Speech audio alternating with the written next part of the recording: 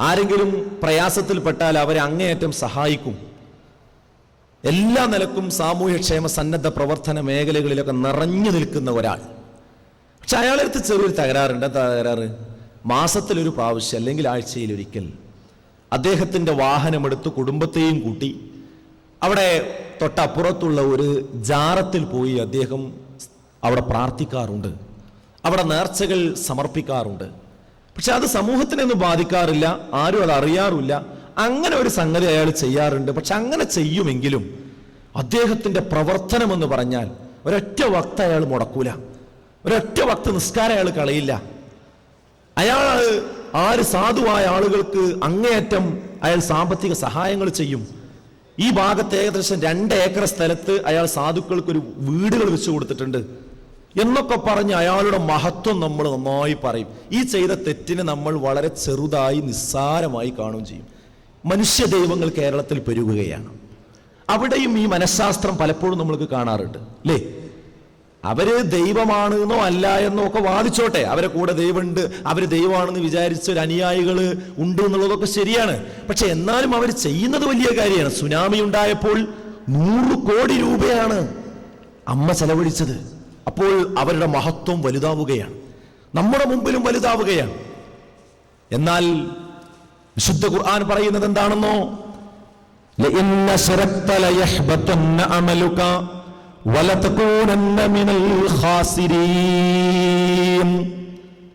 പ്രവാചകൻ സല്ലല്ലാഹു അലൈഹി വസല്ലമയെ അഭിസംബോധന ചെയ്തുകൊണ്ട് അല്ലാഹു വിശുദ്ധ ഖുർആനിലൂടെ അറിയിക്കുകയാണ്, താങ്കളെങ്ങാനും ശിർക്ക് ചെയ്താൽ, ആ പ്രയോഗം നമ്മൾ ശരിക്കും ശ്രദ്ധിക്കണം. അള്ളാഹുവിന്റെ റസൂലിന്റെ അത്ര സൽക്കർമ്മങ്ങൾ ചെയ്ത ഒരാൾ ലോകത്തുണ്ടായിട്ടില്ല, ഉണ്ടാവുകയുമില്ല. അത്രയും സൽപ്രവർത്തനങ്ങളിൽ മുഴുകിയ ഒരു വ്യക്തിയുടെ അടുക്കൽ പോലും ശിർക്ക് വന്നാൽ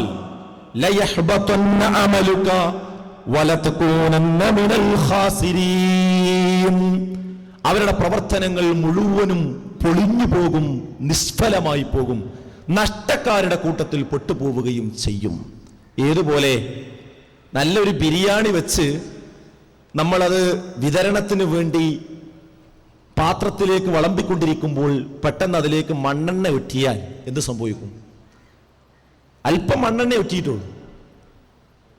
ആ ബിരിയാണിയിലെ ആ നല്ല അരിയും അതിലുള്ള മാംസവും മറ്റു സംഗതികളും ഒന്നും പിന്നീട് നമുക്ക് ഉപകാരപ്രദമാകുന്നില്ല. ബിരിയാണി നല്ലതല്ലേ, അരി നല്ലതല്ലേ, നെയ്യ് നല്ലതല്ലേ, അതിലുള്ള കോഴി നല്ലതല്ലേ, എല്ലാം നല്ലതാണ്. പക്ഷെ ആ നല്ലതിലേക്ക് ഈ വിഷം ഒറ്റിയതോടുകൂടി അതൊന്നും ഉപകാരപ്പെട്ടില്ല. ഇതേപോലെ നമസ്കാരവും നോമ്പും സക്കാത്തും ഹജ്ജും അങ്ങനെയുള്ള സകല ഇബാദത്തുകളും നമ്മൾ ചെയ്യുമ്പോഴും അതിലേക്ക് ഈ വിഷം, അല്ലാഹുവല്ലാത്തവരോടുള്ള പ്രാർത്ഥന എന്ന് പറയുന്ന ശിർക്ക് ഒറ്റിയാൽ, അത് ചെയ്താൽ ആ വ്യക്തിയുടെ നമസ്കാരവും നോമ്പും സക്കാത്തും ഹജ്ജും ഒന്നും തന്നെ അള്ളാഹുവിന് ആവശ്യമില്ല എന്നതാണ്. അതുകൊണ്ട് ഒന്നാമതായി നമ്മൾ ശ്രദ്ധിക്കേണ്ട വിഷയം ഈ ശിർക്കിൽ നിന്ന് രക്ഷപ്പെടുക എന്നതാണ് സ്വർഗത്തിലേക്കുള്ള ഒന്നാമത്തെ വഴി.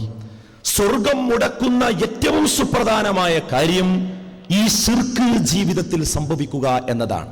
ഇവിടെയാണ് പിശാച് വിജയിക്കുന്നതും. പിശാച് അതിനുണ്ടാക്കിയ രീതി എന്താ അറിയോ? മുസ്ലിങ്ങൾക്ക് ശിർക്ക് വരാൻ സാധ്യതയില്ല എന്ന ഒരു ചിന്ത തന്നെ മുസ്ലിം സമൂഹത്തിൽ പടർന്നു പിടിപ്പിച്ചു. അത് ചില പുരോഹിതന്മാരുടെ നാവുകളിലൂടെ സമൂഹം പഠിച്ചു വെച്ചു. ഒരു മുസ്ലിം ഒരുപക്ഷെ വ്യഭിചരിച്ചേക്കാം, അതുപോലെ തന്നെ പൂഴ്ത്തിവെപ്പിലേക്കും കരിഞ്ചന്തയിലേക്കും തീവ്രവാദത്തിലേക്കും മദ്യപാനത്തിലേക്കും ലഹരിയിലേക്കും കളവ് പറയുന്നതിലേക്കും ഒക്കെ അവൻ തെന്നിമാറിപ്പോയേക്കാം. പക്ഷേ ഈ ശിർക്ക് എന്ന് പറയുന്നത് ലാ ഇലാഹ ഇല്ലല്ലാഹ് മുഹമ്മദുർ റസൂലുള്ളാഹ് എന്നാണ് ചൊല്ലിക്കഴിഞ്ഞാൽ, വിശ്വസിച്ചു കഴിഞ്ഞാൽ പിന്നെ അത് സംഭവിക്കാൻ സാധ്യതല്ല എന്നൊരു രൂപത്തിലാണ് സാധാരണക്കാരുടെ ചിന്ത. അവിടെയാണ് ശൈത്താൻ വിജയിച്ചതും. പിന്നെ ഇയാൾ എന്ത് നന്മ ചെയ്തിട്ടും കാര്യമില്ല, പിശാച് ഇങ്ങനെ ചിരിക്കും. നിസ്കരിക്കുമ്പോഴും നോമ്പ് വെക്കുമ്പോഴും സക്കാത്ത് കൊടുക്കുമ്പോഴും സുന്നത്ത് നമസ്കാരം നമസ്കരിക്കുമ്പോഴും സുന്നത്ത് നോമ്പ് എടുക്കുമ്പോഴും ഒക്കെ ശൈത്താന് നല്ല സന്തോഷമാണ്. കാരണം എന്താ? ഇതൊന്നും അവന് ഉപയോഗപ്പെടൂല എന്നുള്ള കാര്യം ഉറപ്പാണ്. SSLC പാസ്സാകാതെ MBBS അഡ്മിഷൻ കിട്ടൂലല്ലോ. ആ MBBS ഒരുത്തങ്ങനെ അതിന്റെ എൻട്രൻസിനും എക്സാമിനും ഒക്കെ പോകുന്നതും അതിനുവേണ്ടി ക്യൂ നിൽക്കുന്നതും ഫോം പൂരിപ്പിക്കുന്നതും ഒക്കെ ഒരാൾ SLC പാസ്സാകാത്ത ഒരാൾ ഇങ്ങനെ ചെയ്തുകൊണ്ടിരിക്കുമ്പോൾ നമ്മൾ എന്ത് വിചാരിക്കും അയാളെ പറ്റി? ചെയ്യട്ടെ, അവസാനം അവിടേക്ക് എത്തുമ്പോൾ മനസ്സിലാകുവാനേ നടക്കൂല. ഇതേപോലെയാണ് എന്ത്, ഇത് 1-ാം ക്ലാസ്സാണ് വിഷയം. ഇത് ശരിയാകാതെ വേറെ ഏത് അമല് ചെയ്താലും അള്ളാഹുവിന്റെ അടുക്കൽ അത് സ്വീകരിക്കൂല എന്നുള്ളതാണ് പ്രശ്നം. അപ്പൊ ശൈത്താൻ എന്താണ്, ആളുകൾ എത്ര നന്മ ചെയ്താലും കോടിക്കണക്കിന് രൂപ സമ്പത്ത് ദാനം ചെയ്താലും ഈ കാര്യത്തിൽ പഴച്ചിട്ടുണ്ടെങ്കിൽ അയാൾക്കത് പരലോകത്ത് ഉപകാരപ്പെടില്ല എന്ന് പിശാചിന് നന്നായിട്ടറിയാം. അപ്പൊ ശൈത്താൻ ആളെ കിട്ടുന്നറിയാം. അതുകൊണ്ട് തന്നെ ആളുകൾ ആ രൂപത്തിലാണ് പോകുന്നത്. എന്നാൽ വിശുദ്ധ ഖുർആൻ തന്നെ കൃത്യമായി പറഞ്ഞു, വമാ യുഅ്മിനു അക്സറുഹും ബില്ലാഹി ഇല്ലാ വഹും മുശ്രികൂൻ. മഹാഭൂരിപക്ഷം ആളുകളും ശിർക്കോടുകൂടിയല്ലാതെ അള്ളാഹുവിൽ വിശ്വസിക്കുന്നില്ല. ഖുർആൻ അങ്ങനെ പറയുന്നത്. ഈ ധാരണക്ക് നേരെ തിരിച്ചാണ് ഖുർആൻ പഠിപ്പിക്കുന്നത്. വിശ്വാസികൾ എന്ന് പറയുന്ന ആളുകളിൽ ഭൂരിപക്ഷവും കൂടുതൽ ആളുകളും ഈ ശിർക്കോടുകൂടിയാണ് ജീവിക്കുന്നത്. അതല്ലേ നമ്മുടെ സമൂഹത്തിൽ നമ്മൾ കണ്ടുകൊണ്ടിരിക്കുന്നത്. എന്നാൽ ആർക്കാണ് യഥാർത്ഥത്തിൽ ശരിയായ ജീവിതം ലഭിക്കുക, സ്വസ്ഥത ലഭിക്കുക, സ്വർഗം ലഭിക്കുക, ഹിദായത്ത് ലഭിക്കുക? الذين يلبسوا والذين آمنوا ولم يلبسوا إيمانهم بظلم أولئك لهم الأمن وهم مهتدون. الذين آمنوا അവർ വിശ്വസിച്ചു, വലം യൽബിസു ഈമാനഹും ബിളുൽമിൻ അവർ ളുൽമിനെ വിശ്വാസത്തിൽ കലർത്തുകയും ചെയ്തില്ല. എന്താ ളുൽമ്? ഇന്നശ്ശിർക ലളുൽമുൻ അളീം. ഏറ്റവും വലിയ ളുൽമ്, അക്രമം എന്ന് പറയുന്നത് ശിർക്കാണ്. അത് വിശ്വാസത്തിൽ കലർത്താത്ത ആളുകൾ, അതിന്റെ ഒരു ലാഞ്ചന പോലും ഉണ്ടാകാൻ പാടില്ല. ഉലൈക ലഹുമുൽ അംൻ, അവർ നിർഭയത്വമുള്ളവരാണ്. വഹും മുഹ്തദൂൻ, അവർ തന്നെയാണ് യഥാർത്ഥത്തിൽ മാർഗദർശനം സിദ്ധിച്ചവരും. റസൂലുള്ളാഹി സ്വല്ലല്ലാഹു അലൈഹി വസല്ലം പറഞ്ഞു, അയ്യുഹന്നാസ്, ഈ ജനങ്ങളെ, ഇത്തഖൂ ഹാദൽ ശിർക്ക്, നിങ്ങൾ ശിർക്കിനെ നിങ്ങൾ സൂക്ഷിക്കണം. കാരണം ഫഇന്നഹു അഖ്ഫാ മിൻ ദബീബിൻ നംല, കറുത്ത പാറയിലൂടെ കറുത്ത ഒരു ഉറുമ്പ് അരിച്ചു വരുന്നത് പോലെ നിങ്ങളുടെ ജീവിതത്തിലേക്ക് ശിർക്ക് അരിച്ചു വരും, കാണാൻ കഴിയില്ല എന്നാണ്. ചെറുതും വലുതുമായ ശിർക്കിന്റെ ഒട്ടനവധി ഇനങ്ങൾ. ഖബറ്, എല്ലാം നന്മയുടെ മൂടുപടം പിടിച്ചുകൊണ്ടാണ് ശിർക്ക് ജീവിതത്തിലേക്ക് കടക്കുക. അതിലേറ്റവും പ്രധാനപ്പെട്ട ഒരു ഏരിയയാണ് ഖബറുമായി ബന്ധപ്പെട്ട വിഷയം. ഖബർ സിയാറത്ത് റസൂലുള്ളാഹി അനുവദിക്കപ്പെട്ട ഒരു കാര്യമാണ്. ആ അനുവദിക്കപ്പെട്ട ഖബർ സിയാറത്തിന് 2 ലക്ഷ്യങ്ങൾ പറഞ്ഞു. ഒന്ന്, പരലോകത്തെക്കുറിച്ച് ഓർക്കുക എന്നതാണ് ലക്ഷ്യം. മറ്റൊരു ലക്ഷ്യം, ആ ഖബറിൽ കിടക്കുന്ന ആൾക്ക് വേണ്ടി അള്ളാഹുവിനോട് പ്രാർത്ഥിക്കുക എന്നതാണ്. ഈ 2 കാര്യത്തിന് വേണ്ടി നിങ്ങൾക്ക് ഖബർ സന്ദർശിക്കാം. 2 കാര്യം ശ്രദ്ധിക്കണം. ഒന്ന്, അവിടെ ചെല്ലുമ്പോൾ എൻ്റെ കൂടെ പഠിച്ചവനാണ് ഈ ഖബർ കിടക്കുന്നത്, എൻ്റെ വാപ്പയാണ് മറ്റേ ഖബറിൽ, മറ്റടുത്ത് പെട്ടെന്ന് അറ്റാക്ക് ഉണ്ടായി മരിച്ച എൻ്റെ അയൽവാസിയാണ്, ഇതേപോലെ ഞാനും മരിക്കുമല്ലോ ഒരു സമയത്ത് എന്ന് ആ ഖബറിടത്തിൽ ചെല്ലുമ്പോൾ നമുക്കൊരു ഓർമ്മ ഉണ്ടായി പരലോകത്തെക്കുറിച്ച് ചിന്തിക്കാനാണ് ഖബർ സിയാറത്തിന്റെ ഒരു ലക്ഷ്യം. രണ്ടാമത്തെ ലക്ഷ്യം, ആ ഖബറാളിക്ക് വേണ്ടി അള്ളാഹുവിനോട് പ്രാർത്ഥിക്കുക എന്നുള്ളതാണ്. എന്നാൽ ശൈത്താൻ അവിടെ ഇടപെട്ടിട്ട് എന്ത് ചെയ്തു അറിയോ? ആളുകൾ ആ ധാരണ വെച്ച് ഖബറിലേക്ക് ക്ഷണിച്ചു കൊണ്ടുവന്നിട്ട് ഈ 2 ലക്ഷ്യത്തെയും അട്ടിമറിച്ചു.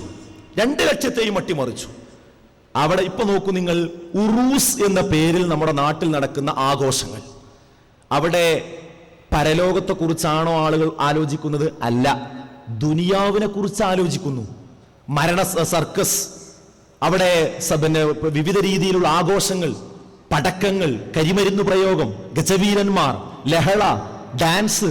അല്ലേ, എന്നെ ഏറ്റവും കൂടുതൽ വേദനിപ്പിച്ച ഒരു സംഗതി, ഒരു ഡി അഡിഷൻ ക്യാമ്പിൽ, മദ്യത്തിന് അടിമയായ ആളുകളെ മോചിപ്പിക്കുന്നതിന് വേണ്ടി നടത്തിയ ഒരു ക്യാമ്പിൽ വന്ന ഒരു സുഹൃത്തുണ്ടായി, ഒരു സഹോദരൻ, ഒരു 22 വയസ്സായ ചെറുപ്പക്കാരൻ.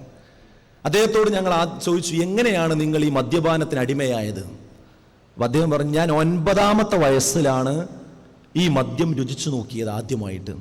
എവിടുന്നാന്ന് ചോദിച്ചു. അപ്പോൾ പറഞ്ഞാൽ എന്താ അറിയോ? കൊണ്ടോട്ടി നേർച്ചക്ക് പോയപ്പോഴാണ് ഞാൻ ആദ്യമായി മദ്യം രുചിച്ചത്. അപ്പൊ എന്താ അവിടുത്തെ അവസ്ഥകൾ ആലോചിച്ച് നോക്കി. ഇസ്ലാം പറഞ്ഞ ഖബർ സിയാറത്തിന്റെ പേരും പറഞ്ഞ് ഖബറുമായി ബന്ധപ്പെട്ട് നടക്കുന്ന സമൂഹത്തിൽ നടക്കുന്ന അവസ്ഥയാണിത്. പരലോകത്തെ കുറിച്ച് ഓർക്കണമെന്ന് ആ ലക്ഷ്യത്തെ അട്ടിമറിച്ചു എന്ന് മാത്രമല്ല, ദുനിയാവിനെ കുറിച്ച് മാത്രമല്ല, എല്ലാ തിന്മകളും തുടങ്ങുന്ന ഒരു കേന്ദ്രമായി അങ്ങനെയുള്ള ആഘോഷങ്ങൾ സമൂഹത്തിൽ മാറി. ഒന്ന്. രണ്ടാമത്തെ ലക്ഷ്യമോ, അള്ളാഹുവിനോട് പ്രാർത്ഥിക്കുക, കബറാളിക്ക് വേണ്ടി അള്ളാഹിനോട് പ്രാർത്ഥിക്കുക. അവിടെ എന്താക്കി മാറ്റി? അള്ളാഹുവിനോട് എന്നുള്ളത് മാറ്റിയിട്ട് കബറാളിയോട്